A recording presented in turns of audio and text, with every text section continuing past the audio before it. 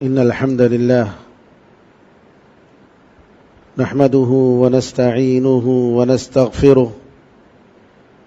ونؤمن به ونتوكل عليه ونعوذ بالله من شرور أنفسنا ومن سيئات أعمالنا من يهدي الله فلا مضل له ومن يضلل فلا هادي له وأشهد أن لا إله إلا الله وحده لا شريك له وأشهد أن محمدا عبده ورسوله اللهم صل على محمد وعلى آل محمد كما صليت على إبراهيم وعلى آل إبراهيم إنك حميد مجيد اللهم بارك على محمد وعلى آل محمد كما باركت على إبراهيم وعلى آل إبراهيم إنك حميد مجيد أما بعد فإن خير الحديث كتاب الله وخير الهدي هدي محمد صلى الله عليه وسلم وشر الأمور محدثاتها وكل محدثة بدعة وكل بدعة ضلالة وكل ضلالة في النار. تمام تعریفیں اللہ تعالیٰ کے لیے ہیں جو سارے جہاں کا خالق، مالک اور اس کا پروردگار ہے. رحمتیں اور سلامتی ہو احمد مجتبیٰ محمد مصطفیٰ محمد ابن عبداللہ پر جو سارے جہاں والوں کے لیے رحمت بنا کر بھیجے گئے.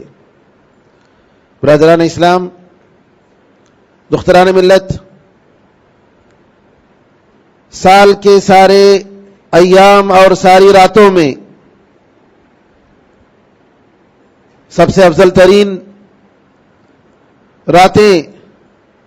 ان راتوں کا سلسلہ شروع ہو چکا ہے. وہ راتیں جس میں اللہ تعالیٰ نے اپنے بندوں کو مغفرت، رحمت اور اپنی خوشنودی اور جنت کا وعدہ کیا ہے. یہ راتیں ایسی ہیں کہ جس کی ایک رات 80 پر 3 سال 4 مہینے کے برابر ہے. اور اس رات کے بارے میں یہ فضل کافی ہے، اللہ تعالیٰ کا یہ کہنا کافی ہے کہ یہ قدر اور منزلت کی رات ہے، یہ تقدیر والی رات ہے جس میں سال بھر کا زندگی اور موت، نفع اور نقصان، فائدہ اور خسارے کا بجٹ اللہ تعالیٰ کے پاس پیش کیا جاتا ہے، جس میں لوح محفوظ سے فرشتوں کے پاس اللہ تعالیٰ سال بھر کا ریکارڈ دیتا ہے. انا انزلناه في ليلة مباركة انا كنا منذرين فيها يفرق كل امر حكيم. بے شک ہم نے اس قرآن کو ایک مبارک رات میں اتارا ہے اور ہم بے شک ڈرانے والے ہیں. اس رات میں ہر مضبوط معاملے کا فیصلہ ہوتا ہے. اسی لیے شب قدر کو شب قدر کہا جاتا ہے. ایک تو یہ معنی میں کہ قدر اور منزلت اور بڑے مرتبے کی رات ہے، اور دوسرا معنی اس کا یہ ہے کہ اس رات میں اللہ تعالیٰ دنیا والوں کے لیے سال بھر کا ریکارڈ، سال بھر کی تقدیر اللہ تعالیٰ فرشتوں کے حوالے کرتا ہے. اس رات میں اللہ تعالیٰ نے قرآن پاک کو اتارا. بیت العزت جو 7ویں آسمان میں جہاں قرآن کریم کو رکھا گیا تھا، وہاں سے دنیاوی آسمان میں اتارا گیا. اور بعض قول کے مطابق پہلے وحی جو آئی اسی رات نبی کریم صلی اللہ علیہ وسلم کے پاس جبریل امین آئے اور قرآن کریم کو لے کر آئے. میرے بزرگوں، رمضان کریم کا اکثر حصہ گزر چکا ہے، لیکن جو ایام اور جو راتیں باقی ہیں، اگر ہم اخلاص کے ساتھ اللہ تعالیٰ کی خوشنودی حاصل کرنے کے لیے محنت کریں گے تو ممکن ہے ہماری گزشتہ غفلت کو اللہ تعالیٰ معاف کر دے اور ہمارے آنے والے ایام کو اللہ تعالیٰ مبارک بنا دے. ہماری زندگی اور آخرت چمک جائے اور ہمیشہ کے لیے اللہ تعالیٰ کے خوش نصیب بندوں میں ہم شامل ہو جائیں۔ نبی کریم صلی اللہ علیہ وسلم کے بارے میں آتا ہے کہ ان راتوں میں آپ بہت محنت کرتے تھے۔ عائشہ رضی اللہ تعالیٰ فرماتی ہیں کہ نبی کریم صلی اللہ علیہ وسلم کو عبادتوں میں اتنی زیادہ محنت کرتے ہوئے ہم نے کبھی نہیں دیکھا جتنی آپ آخری عشرے میں کیا کرتے تھے۔ صحیح بخاری اور صحیح مسلم کی دوسری روایت میں آتا ہے کہ نبی کریم صلی اللہ علیہ وسلم رمضان کے 20 دنوں میں راتوں میں نیند اور عبادت دونوں کو ملاتے تھے۔ کان یخلط العشرین بنوم وصلاۃ، رات میں عبادت بھی کرتے تھے اور سوتے بھی تھے، لیکن آخری عشرہ جب آ جاتا تو آپ پوری رات جاگتے، پوری رات عبادتوں میں گزارتے۔ یہ نبی کریم صلی اللہ علیہ وسلم کا معمول تھا، اور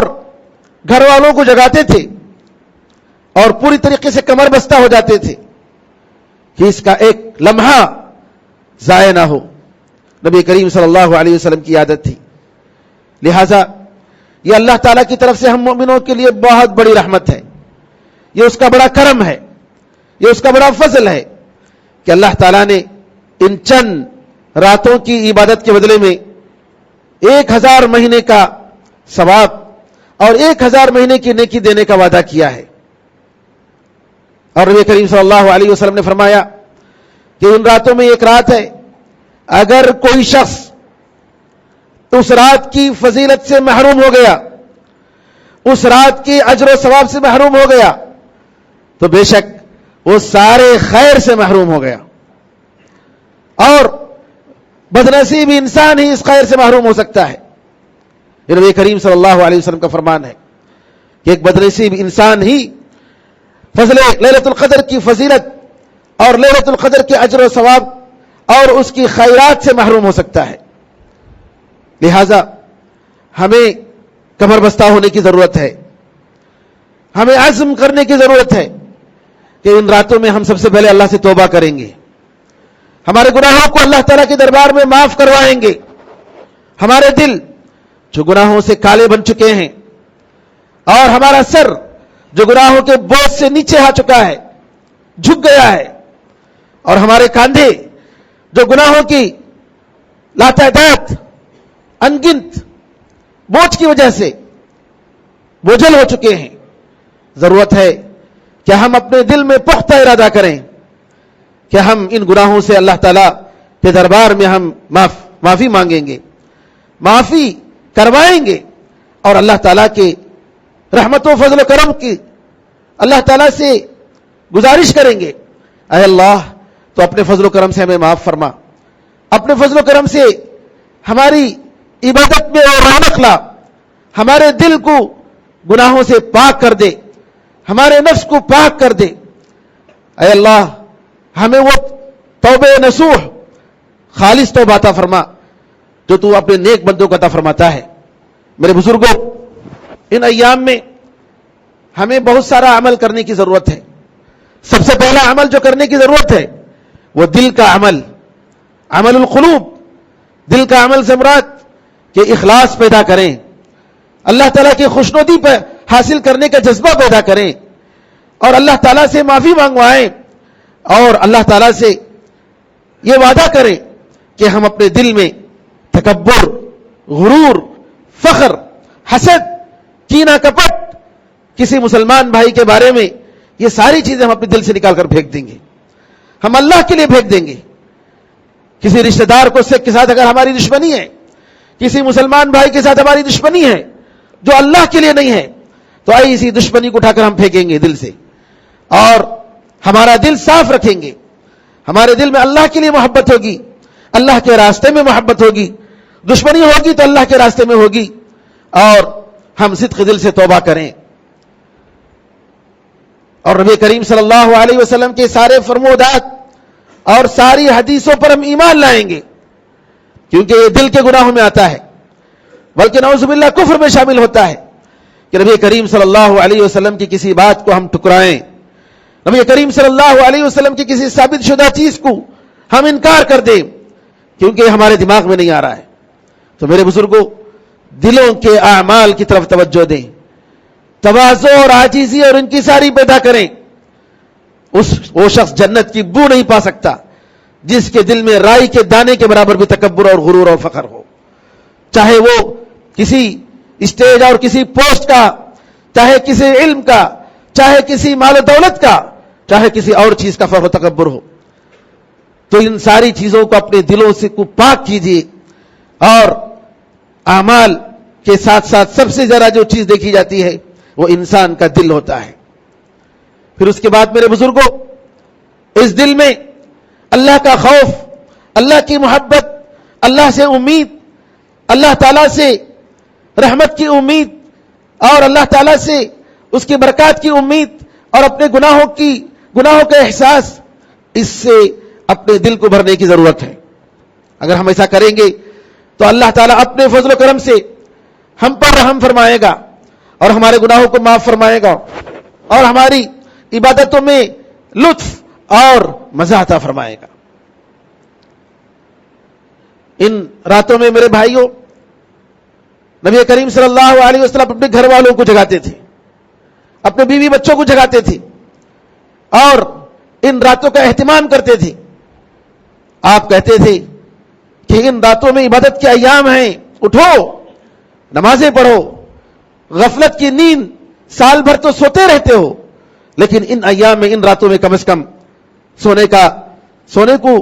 چند دنوں کے لیے چھوڑو. بجائے رات کے دن میں سو سکتے ہیں اور عبادت کے اوقات کا لحاظ کرتے ہوئے انسان بالکل آرام کر سکتا ہے. یہ بھی اللہ تعالیٰ کا کرم ہے، یہ بھی اس کی رحمت ہے. اس نے صرف رات میں رکھا. اگر 24 گھنٹے اگر کہہ دیتا کہ 24 گھنٹے تمہیں کرنا ہے، عبادت کرنی ہے، 24 گھنٹے تک نہیں سونا ہے، تو انسان کو کتنی تکلیف ہو جاتی، کتنی مشقت ہو جاتی. یہ بھی اللہ تعالیٰ کا رحم، یہ اس کا کرم، یہ اس کا فضل اور امت مسلمہ کے ساتھ دین میں آسانی ہے کہ اللہ تعالیٰ نے صرف رات میں رکھا. میرے بزرگوں، نبی کریم صلی اللہ علیہ وسلم ان راتوں میں جو عمل کیا کرتے تھے وہ ایک تو نماز، نفل نماز، اور جیسا کہ ہم بارہا کہہ چکے ہیں کہ تہجد اور قیام لیل اور تراویح، ان میں رکعتوں کی کوئی فکس نمبر نہیں ہے، کوئی متعین نمبر نہیں ہے کہ اتنے ہی پڑھنی چاہیے، اس سے زیادہ پڑھنا جائز نہیں ہے. اگرچہ کہ بعض علماء نے کہا ہے، لیکن جیسا کہ علماء نے کہا، اکثر علماء نے، شیخ الاسلام ابن تیمیہ اور ابن القیم رحمۃ اللہ علیہ اور ابن عبد البر رحمۃ اللہ علیہ اور دوسرے بہت سارے علماء نے کہا ہے کہ اجماع ہے اس بات پر امت کا کہ رات کی نفل نمازوں کے لیے کوئی متعین نمبر نہیں ہے، کوئی فکس نمبر نہیں ہے. لہذا میں ان لوگوں کو محروم اور بدنصیب سمجھتا ہوں جو رسول اللہ صلی اللہ علیہ وسلم کی سنت کا ایک حصہ تو لیتے ہیں، کوانٹٹی تو لیتے ہیں، لیکن کوالٹی سے محروم ہو جاتے ہیں، کوالٹی سے محروم ہو جاتے ہیں اور 1 گھنٹہ عبادت کر کے 8 رکعت پڑھ کر سمجھتے ہیں کہ ہم نے نبی کریم صلی اللہ علیہ وسلم کی سنت پر عمل کر لی اور اس کے بعد نماز پڑھنا جائز نہیں ہے. یہ بڑی بدنصیبی ہے میرے بھائیوں. لہٰذا آپ اللہ تعالیٰ کی جتنی ہو سکی عبادت کریں. نبی کریم صلی اللہ علیہ وسلم کی پوچھا گیا کہ رات کے کس حصے میں ہم زیادہ سے زیادہ نماز پڑھ سکتے ہیں. آپ نے کہا رات کا آخری حصے میں جو درمیانی حصہ ہوتا ہے اس میں تم جتنی چاہے نماز پڑھو. فَإِنَّ الصَّلَاةَ مَشْهُودَةٌ مَكْتُوبَةٌ، کیونکہ نماز میں حاضری دی جاتی ہے، فرشتے حاضر ہوتے ہیں اور نماز کا ریکارڈ باقاعدہ لکھا جاتا ہے. حتیٰ تصلی الصبح، حتیٰ کہ تم صبح کی نماز پڑھو. یہ سنن ابی داؤد کی عمرو بن عباسہ رضی اللہ عنہ کی روایت ہے جس کو شیخ البانی رحمۃ اللہ علیہ نے صحیح کہا. اور اسی طریقے سے بخاری اور مسلم کی روایت کہ رات کی نماز 2 رکعت ہے. صبح کا ڈر ہو جائے تو 1 رکعت وتر پڑھ لو، یہ تمہاری نمازوں کو وتر بنا دیں گی. یہ نبی کریم صلی اللہ علیہ وسلم کا جملہ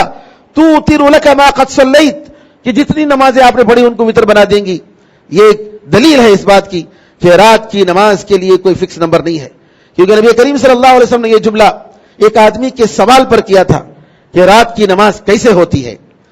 اور اگر رات کی نماز کے لیے کوئی متعین نمبر ہوتا تو نبی کریم صلی اللہ علیہ وسلم ضرور بتاتے کہ اتنی نماز پڑھنی چاہیے، اس سے زیادہ رکعت نہیں پڑھنی چاہیے۔ صحیح مسلم کی روایت ہے کہ ثوبان رضی اللہ تعالیٰ نے نبی کریم صلی اللہ علیہ وسلم سے پوچھا، مجھے کوئی ایسا عمل بتائیے جو مجھے جنت میں داخل کر دے، یا انہوں نے سوال کیا اللہ کے پاس سب سے پسندیدہ عمل کیا ہے؟ تو نبی کریم صلی اللہ علیہ وسلم نے فرمایا علیک بکثرۃ السجود للہ فإنک لا تسجد للہ سجدۃ الا رفعک اللہ بها درجہ وحط عنک بها خطیئہ، تم زیادہ سے زیادہ سجدے کیا کرو۔ سجدے سے مراد نفل نمازیں ہیں، یہ خالی سجدہ نہیں ہے، بلکہ سجدے کا ذکر اس لیے کیا گیا کہ نماز کا ایک اہم حصہ ہے۔ آپ نے کہا کہ زیادہ سے زیادہ سجدے کیا کرو، کیونکہ تم اللہ کے لیے ایک ایک جتنا بھی سجدہ کرو گے اس سجدے کے بدلے میں اللہ تعالیٰ ایک درجہ آپ کو بلند کرے گا اور ایک گناہ کو معاف فرمائے گا۔ اور صحیح مسلم کی ایک اور روایت، ربیعہ ابن کعب الاسلمی رضی اللہ تعالیٰ نے نبی کریم صلی اللہ علیہ وسلم سے پوچھا اللہ کے رسول میں جنت میں آپ کے ساتھ رہنا چاہتا ہوں، تو آپ نے فرمایا فَأَعِنِّي عَلَى نَفْسِكَ بِكَثْرَةِ السُّجُودِ، کہ تم زیادہ سے زیادہ نفل کا اہتمام کرو، زیادہ سے زیادہ نفل کا اہتمام کرو، تمہیں وہ چیز مل سکے گی کہ تم نبی کریم صلی اللہ علیہ وسلم کے ساتھ جنت میں رہو گے۔ ایک اور حدیث میں آتا ہے سنن معجم طبرانی، معجم الاوسط طبرانی میں، اور اس کو شیخ البانی رحمۃ اللہ علیہ نے حسن کہا ہے، کہا الصلاۃ خیر موضوع فمن استطاع ان یستکثر فلیستکثر، کہ نماز سب سے بہترین عمل ہے، جو اس عمل کو زیادہ کرنا چاہے وہ زیادہ کر سکتا ہے۔ یہ ساری باتیں، یہ ساری حدیثیں اس بات کی دلالت کرتی ہیں کہ ہمیں ان راتوں میں زیادہ سے زیادہ نماز میں، جی اگر جماعت کے ساتھ کوئی نماز پڑھتا ہے تو پڑھے، اور اگر کوئی تنہائی میں نماز پڑھ سکتا ہے اور خشوع و خضوع کے ساتھ، اور گھر میں اپنے گھر والوں کو بھی ساتھ لے کر نماز پڑھ رہا ہے، اور اس کی وجہ سے کہ اس کے گھر میں رہنے کی وجہ سے قیام لیل میں گھر والوں کو مدد ملتی ہے، اور خشوع و خضوع کے ساتھ لوگوں کو، اپنے گھر والوں کو تاکید کر سکتا ہے، تو اس کو کرنا چاہیے، کیونکہ ساتھ خود بھی عبادت کر رہا ہے اور اپنے گھر والوں کو بھی عبادت کرا رہا ہے۔ میرے بزرگوں، ان مبارک راتوں میں وقت ضائع کرنے سے بچیں۔ انسان کا وقت، شیطان کسی بھی طریقے سے وقت برباد کرنے کے پیچھے ہوتا ہے، کبھی دوستوں کے ساتھ، کچھ لوگ نعوذ باللہ ان مبارک راتوں کو کھیل کود میں لگاتے ہیں، روڈوں میں ویلنگ کرنے، جی ٹو ویلر چلانے کا ایک کمپٹیشن گویا دوستوں کے ساتھ۔ کچھ لوگ وہ ہاتھ سے جو کھیلنے کا فٹ بال کھیل ہوتا ہے، جی ہم نے عرب ممالک میں بھی دیکھا اور یہاں بھی دیکھا، مسلمانوں کے علاقوں میں چلے جائیے، آج کی ان تاخراتوں میں چلے جائیے، اور خاص طور پر 27ویں رات میں جائیے، دیکھیے مسلمان نوجوان کس طریقے سے اپنے وقتوں کو ضائع کرتے ہیں۔ یہ کتنی بڑی بدنصیبی ہے، اور ہماری امت میں جو نقصان ہو رہا ہے، جو برکت سے آپ محروم ہو رہے ہیں، میں سمجھتا ہوں کہ ان مبارک راتوں کو ضائع کرنے کا ایک نتیجہ ہے۔ جی کھیل کود اور تماشے میں، بات چیت میں، رات جاگنا مقصد نہیں ہے، رات اللہ کی عبادت میں لگانا مقصد ہے۔ اللہ تعالیٰ کی عبادت میں، قرآن کریم کی تلاوت میں، نفل نمازوں میں، ذکر الہی میں، استغفار میں، دعاؤں میں، جی ان چیزوں میں ان مبارک اوقات کو لگایا جاتا ہے۔ بیکار فونوں میں بات چیت کرنا، جی بیکار کھانوں میں، اور سمجھتے ہیں کہ شب قدر کا مطلب ہے کہ نئے کپڑے ہم پہنے، عام طور پر لوگوں کا تصور ہے۔ اور کچھ لوگ 27ویں رات جی گلیوں میں سجا کر، جھنڈے لگا کر لوگوں کو ڈسٹرب کرتے ہوئے، نعوذ باللہ، بلکہ بعض لوگ گانے بجانے، قوالی لگاتے ہیں جو کہ حرام ہے۔ میرے بزرگوں، یہ کیسی بدنصیبی ہے، یہ مسلمانوں کی کیسی جہالت ہے، جی یہ کیسی لا علمی ہے کہ ان مبارک راتوں میں جہاں اللہ کے سامنے رو کر، اللہ کے سامنے جی خشوع و خضوع کے ساتھ آنسو گرانے کی کوشش کرنی چاہیے، توبہ کرانے کی کوشش کرنی چاہیے، وہاں ہماری قوم کے نوجوان اس طریقے سے اپنے اوقات کو برباد کر رہے ہیں۔ میرے بزرگوں، ہمارا جو عمر ہے، یہ جو گھنٹے اور یہ جو لمحے اور یہ جو سیکنڈ اور یہ جو منٹیں ہیں، یہی ہمارا عمل ہے، یہی ہمارا عمل ہے، یا تو نیک عمل ہے یا برا عمل ہے۔ یہ گھنٹی کی، یہ گھڑی کی جو سوئی ہے آپ دیکھ رہے ہیں، آپ کے سیکنڈوں کو، آپ کے منٹوں کو اور آپ کے گھنٹوں کو کھا رہی ہے، ختم کر رہی ہے، آپ کی زندگی کو ختم کر رہی ہے، یہ ہماری زندگی کو ختم کر رہی ہے۔ اور ہمارے عمر کو ختم کر رہی ہے. اس عمر کا جو باقی حصہ رہ گیا ہے ہمیں کوشش کرنا چاہیے کہ ہم بیکار وقت میں گزارنے کے بجائے توبہ خالص اور اللہ تعالیٰ کی رضامندی حاصل کرنے میں اور اللہ تعالیٰ سے معافی مانگنے میں اور اللہ تعالیٰ سے دعا کرنے میں, گڑ گڑا کر دعا کرنے میں اللہ تعالیٰ سے اللہ تعالیٰ کی دنیا اور آخرت کی کامیابی کے لیے ہمیں اللہ تعالیٰ سے مانگنا چاہیے, اسی میں وقت گزارنا چاہیے. بعض لوگ عید کی تیاری ان راتوں میں کرتے ہیں. بد نصیب ہیں وہ لوگ جو ان مبارک راتوں میں جا کر دنیا کی سرزمین کی سب سے بری جگہ مارکیٹ میں اپنا وقت گزارتے ہیں. کتنے بد نصیب ہیں وہ لوگ جو اللہ تعالیٰ کی عبادت اور ذکر الہی کو چھوڑ کر, جس میں اللہ تعالیٰ نے ایک رات کو 1000 مہینے کے برابر کہا اور سورہ قدر نازل فرمائی, اس کے لیے ہم کیا کر رہے ہیں, اور جس کے لیے فرشتے آسمان کو چھوڑ کر زمین پر آ رہے ہیں. تنزل الملائکۃ والروح فیہا باذن ربہم. آسمان جیسی پاک جگہ, آسمان جیسی مبارک جگہ جہاں پر ظلم نہیں ہوتا ہے, جہاں کسی کا خون بہایا نہیں جاتا ہے, جہاں کی کسی کی عزت لوٹی نہیں جاتی ہے, ایسی مبارک جگہ کو چھوڑ کر فرشتے اس مبارک رات کی وجہ سے زمین پر آ رہے ہیں. اور ہم کیا کر رہے ہیں, سب سے بدترین جگہ مارکیٹ میں جا کر اپنے اوقات کو برباد کر رہے ہیں. یہ کتنی بد نصیبی ہے, نعوذ باللہ.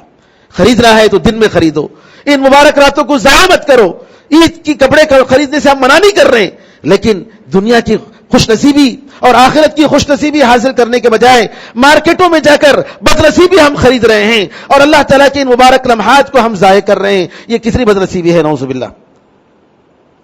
میرے بزرگوں, جنت کو اللہ تعالیٰ نے ناپسندیدہ چیزوں کے ساتھ گھیر دیا ہے. دوزخ کے اطراف پسندیدہ چیزیں ہیں, انسان کی نفسانی خواہشات ہیں, مال, دولت اور مقام اور پوسٹ اور نام اور نمود, شہرت, پتہ نہیں کیا کیا انسان دنیا کی لذتیں, یہ ساری چیزیں دوزخ کے اطراف ہیں. اور جنت کے اطراف, جنت میں جانے کے لیے جو چیزیں جنت کے اطراف ہیں وہ مشکلات ہیں, پریشانیاں ہیں, تکلیف دینے والی چیز ہیں.